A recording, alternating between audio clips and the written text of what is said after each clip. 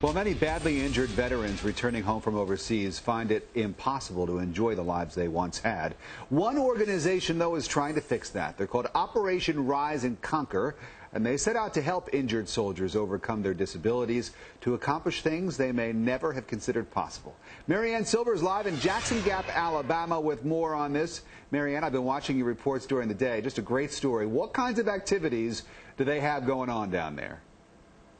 Well, they're doing things that a lot of them have either never done before or certainly have not done since they were injured. And some of these soldiers and Marines were injured as recently as this summer. So they come here, they're able to do things like kayaking, water skiing, which is amazing, for some of these injured veterans who have limited mobility. They may be paralyzed or they may have had an amputation. And to see them do these things, when they're skiing, they can either sit down or stand up. They're assisted, but it shows them that they can still do a lot of the things that they may have thought that they couldn't do anymore. They even have paintball here, and so they were chasing each other around trying to shoot each other with paintball, and a lot of them got to once again pick up a rifle and do some target practice. One former soldier I talked to said he hadn't done that since he was in the Army. He was injured in Iraq 4 years ago and lost an eye, and so he said since then he's had to learn to shoot with a different hand or a different arm, and he got to do a little bit of that here. And so it's just a lot of activities and a chance to spend time with their families, which they say is one of the most important things about this, because they're able to reconnect with some of those family members.